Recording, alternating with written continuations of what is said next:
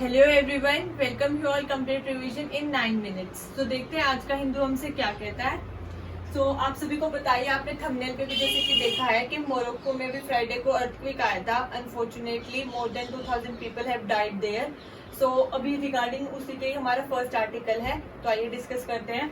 Basically जो वही है कि मोरक्को का जो अर्थक्वेक था उसके बारे में हमारे ऑनरेबल प्राइम मिनिस्टर ने भी अपने G21 समिट में डिस्कस किया है, क्योंकि अब इसको हम G21 ही बोलेंगे बेसिकली, क्योंकि अब हमने अफ्रीकन यूनियन को भी ऐड ऑन कर दिया है। तो G20 से G21 हो गए हैं। हमारे पास पहले 19 कंट्रीज थी, 1 यूरोपियन यूनियन था जिसमें 27 कंट्रीज है। अब हमारे पास अफ्रीकन यूनियन है जिसमें 55 कंट्रीज हो गए साथ में, तो G21।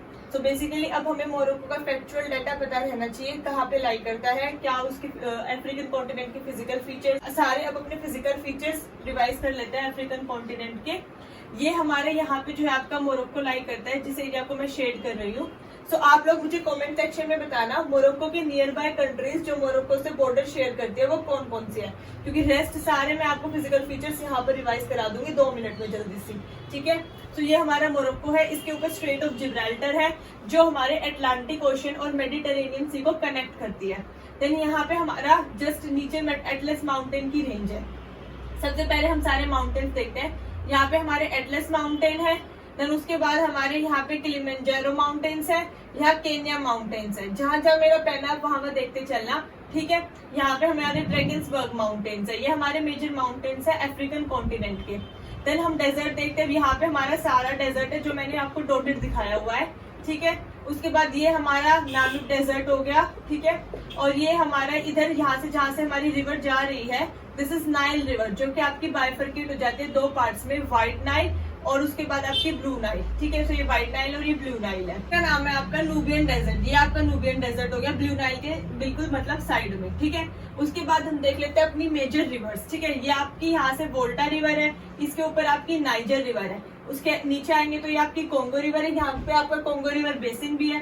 देन और नीचे आएंगे तो आपकी लिम्पोपो रिवर है जो कि आपकी अरेबियन सी में जाती है, और जो आपकी अटलांटिक ओशन में जाती है दैट इज आपकी ऑरेंज रिवर, ठीक है। ये मैंने नाइल रिवर सबसे बड़ी आपको बताई दी, जो 2 पार्ट में डिवाइड हो जाती है, व्हाइट नाइल और ब्लू नाइल में। अब हम इसके मेजर लेक्स देख लेते हैं। सबसे पहले आपका एल्बर्ट लेक है, देन विक्टोरिया लेक है, और नीचे यहाँ पे आपका न्यासा लेक है जहाँ आपकी जाम्बेजी रिवर है, ठीक है। ये इसके फिजिकल फीचर्स हो गए हैं। साथ में यहाँ पे आपके रेड सी है इसके ईस्ट साइड में, जहाँ से सुएज कैनाल से कनेक्ट होकर मेडिटेरेनियन सी में चले जाते हैं, और यहाँ पे आपकी गल्फ ऑफ एडन है। ये इसके सारे फिजिकल फीचर कवर होते हैं। ये मोरक्को है जिसके ऊपर स्ट्रेट ऑफ जिब्राल्टर है। अब बस आपको मुझे कमेंट सेक्शन में बताना है कि कौन कौन सी कंट्रीज मोरक्को को सराउंड करती हैं। इसी तरीके से हम बाकी कंट्रीज के भी physical feature as well as political features revise कर लेंगे।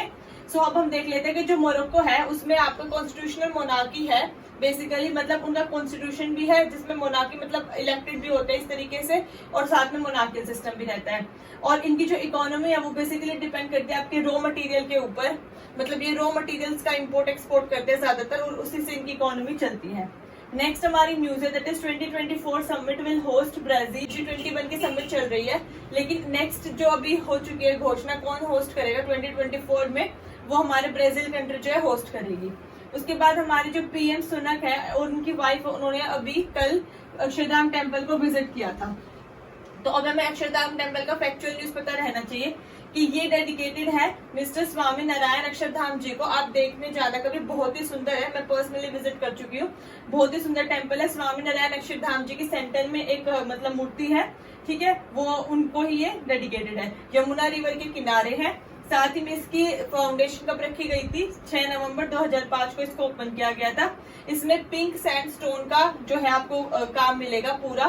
साथ ही में ये हमारे वास्तु शास्त्र को, एक हिंदू आपका जो आर्किटेक्चर होता है उसको रिप्रेजेंट करता है एंशिएंट टाइम का, ठीक है। और ये जो है जब आप जैसे इसमें एंट्री लोगे तो इसमें काफी उन्होंने सुंदर काम कर रखा है। आपको अलग अलग वेराइटी के जो है कारीगरी देखने को मिलेगी उनकी दीवारों पर या पिलर्स है उनपे। इसमें एक वाटर शो होता है, काफी सुंदर रहता है वो भी। आप पे एक मूवी दिखाई जाती है, बोटिंग कर सकते हैं आप लोग। तो कभी मौका मिले तो आप लोग जरूर जाना, काफी सुंदर टेम्पल है। देन हमारी नेक्स्ट न्यूज है New York meeting sustainable development goal 17 till 2030। ये हमारा एडिटोरियल आया था। इसमें बेसिकली ये बात हो रही है कि जो आपका न्यूयॉर्क है उसमें मीटिंग होने वाली है। G20 तो इंडिया में खत्म हो गई मीटिंग, बट न्यूयॉर्क में मीटिंग होगी रिगार्डिंग आपके सस्टेनेबल डेवलपमेंट गोल से, जो हमारे 17 सस्टेनेबल डेवलपमेंट गोल है, पावर्टी, हंगर, ये सब खत्म करने वाले 2030 तक। और इस पे हम क्लाइमेट चेंज पे भी काफी ज्यादा फोकस करेंगे बेसिकली, क्योंकि आपको पता है जैसे जैसे अभी अर्थक्वेक्स आ रहे हैं, सुनामी आ रही है, क्लाइमेट चेंज, वेदर फोरकास्ट की रिपोर्ट्स जो भी है, साइक्लोन्स आ रहे हैं, गुजरात में साइक्लोन आया आपका, टर्की में अर्थक्वेक आया और अभी ये सब। सो हम क्या सॉल्यूशंस अडॉप्ट कर सकते हैं जिससे हमें फर्दर कोई प्रॉब्लम ना हो, इन सब चीजों पे हम बात करेंगे। तो हम पहले से अगर प्रिपेयर रहेंगे, फॉर एग्जांपल आपको जो गुजरात में साइक्लोन आया था उसके लिए हम ऑलरेडी प्रिपेयर थे, तो इतना वो डिवास्टेटिंग नहीं रहा था, तो हमें ऑलरेडी प्रिपेयर रहने की जरूरत है। सो इन पे अभी जब वो लोग डिस्कस कर लेंगे तो हम ये आर्टिकल दोबारा से डिस्कस करेंगे। नेक्स्ट हमारी न्यूज है that is tensions over Khalistani violence. Basically हमारे कैनेडियन प्राइम मिनिस्टर जो हैं उनसे हमारे इंडियन प्राइम मिनिस्टर ने डिस्कस किया कि जो आपको पता है खालिस्तानी वायलेंस चल रहा है पंजाब वाले एरिया में, अगर नहीं पता है तो मैं बता देती हूँ। वहां के जो कुछ रिबेलियस ग्रुप्स हैं वो मांग कर रहे हैं कि उनको अलग से एक एरिया दे दिया जाए, अलग से एक स्टेटहुड दे दी जाए जिसमें वो अपनी खालिस्तानी मूवमेंट लॉन्च करेंगे, खालिस्तानी एज रहेंगे। सो बेसिकली वो अलग होने की बात कर रहे थे। उसकी रिगार्डिंग आपने ऑपरेशन ब्लू स्टार का भी नाम सुना होगा, इसी के रिगार्डिंग हुआ था। तो अभी हमारे प्राइम मिनिस्टर्स की मीट हुई है जो कनाडा के थे और इंडियन प्राइम मिनिस्टर थे बेसिकली, क्योंकि कनाडा में भी आपके काफी पंजाब से सिख जो है खालिस्तानी जो है रहते हैं वहां पे।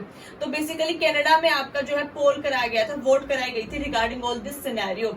सो अभी उसी के रिगार्डिंग इनके टॉक्स चल रहे हैं, लेकिन हमें थोड़ा बाकी चीजें कनाडा के साथ आईआर के हिसाब से, इंटरनेशनल रिलेशन के हिसाब से पता रहनी चाहिए कि इंडिया के रिलेशंस कैसे हैं। सो 2021 में Canada, India was the Canada's 14th largest export country थी और हम इनसे ओवरऑल 13 नंबर पे आते हैं हम इनसे ट्रेड और बिजनेस के मामले में।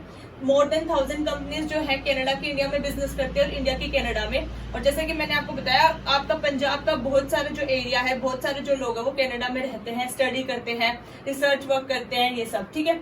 इनका बेसिकली जो कनाडा है वो रिच किस चीज के लिए है, आयरन, मेडिसिन, स्टील, और वहां पे आपके मिनरल्स मिलते हैं, यूरेनियम, कोल, नेचुरल गैस, ये सब। और आपको बताइए कि जो हमारा प्रेशराइज्ड हैवी वाटर रिएक्टर होता है, इंडिया में total 19 pressurized heavy water reactors हैं, जिसमें से आपके कनाडा ने भी दिए हैं इंडिया को, ठीक है। और सेकंड लार्जेस्ट कंट्री है ये एरिया के टर्म्स में, क्योंकि फर्स्ट नंबर पे आपका रशिया, सेकंड नंबर पे आपका कनाडा आता है। नेक्स्ट हमारी न्यूज है कैनबिस सटाइवा के बारे में। बेसिकली ये आपकी भांग का जो होता है ना, पौधा होता है, उसको बोलते हैं, उसी का नाम होता है कैनबिस सटाइवा। और ये बायोलॉजिकल नेम लिखने का तरीका होता है नोमेनक्लेचर। वैसे हम इसको इटैलिक्स में लिखते हैं अगर हम प्रिंट कराते हैं, लेकिन हाथ से इटैलिक लिखना उतना मुश्किल रहता है, दैट इज वाई हम इसको ऐसे लिखते हैं नॉर्मली। कि आपने जीनस जो है, इसको जीनस बोलते हैं, उसका आप फर्स्ट लेटर कैपिटल लिखेंगे और फिर अंडरलाइन करेंगे, और इसको स्पीशी का नेम लिखना बोलते हैं तो उसका फर्स्ट लेटर स्मॉल लिख के, मतलब बेसिकली वो पूरा ही स्मॉल हो जाएगा, और उसको अंडरलाइन कर देंगे। ये एक्चुअल नोमेनक्लेचर होता है साइंटिफिक या बायोलॉजिकल नेम लिखने का किसी भी plant as well as animal का, ठीक है। तो बेसिकली अब हम न्यूज पे आते हैं। हिमाचल प्रदेश में, उत्तराखंड में परमिशन देते हैं कैनबिस ग्रो करने की, लेकिन वैसे according to narcotics, drugs and psychotropic act ये बैन है। क्यों बैन है? क्योंकि ये जो है एक ड्रग रिलेटेड प्रोडक्ट है, तो उसको हम ग्रो ऐसे अपनी मर्जी से नहीं कर सकते हैं। सिर्फ मेडिसिनल पर्पस के लिए उसको ग्रो करने की परमिशन दी है, एक्सेप्ट इन सम कंडीशंस। सो वही न्यूज थी आपकी। अब हमारी कैनबिस की 3 मेजर स्पीशीज है, that is sativa, cannabis sativa, cannabis indica and cannabis ruderalis, ठीक है। और इसमें जो है आपका ड्रग रिलेटेड जो प्रोडक्ट होता है उसका क्या नाम होता है? उसका नाम होता है कैनाबॉइड्स। और कैनाबॉइड्स में भी आपके 2 होते हैं। बेसिकली आपके 120 कैनाबॉइड्स होते हैं अप्रोक्सीमेट इसमें, मतलब जो थोड़े आपके नशीले प्रोडक्ट होते हैं। उसमें जो सबसे ज्यादा 2 नशीले प्रोडक्ट होते हैं, दैट इज कैनाबिडॉल और THC, टेट्राहाइड्रोकैनाबिडॉल, ठीक है। ये 2 प्रोडक्ट होते हैं आपके जो सबसे ज्यादा इसको ऐसा ड्रग रिच बनाते हैं, लेकिन हमें मेडिसिन के लिए इसको यूज करना होता है, तो इसलिए इसकी रिस्ट्रिक्टेड परमिशन, मतलब सिर्फ सम सर्कमस्टांसेस में इसको परमिशन दी गई है हिमाचल प्रदेश और उत्तराखंड के एरिया में ग्रो करने की। अदरवाइज इंडिया में बैन है अकॉर्डिंग टू NDPA एक्ट, ठीक है। एंशिएंट हिस्ट्री में देखा जाए तो ड्यूरिंग वैदिक ड्रिंक्स इसको एज अ सोमरस, आपने नाम सुना होगा, राजा महाराजा यूज करते थे, तो वहां पे भी कैनबिस का काफी यूज किया गया है, ठीक है। तो आज के हिंदू एनालिसिस में इतना ही। आई होप आपको ये पसंद आया हो, वीडियो इन्फॉर्मेटिव लगी हो, then please like, share and subscribe the channel, और कमेंट सेक्शन में जरूर बताना मोरक्को की surrounding countries. Thank you so much. जय हिंद।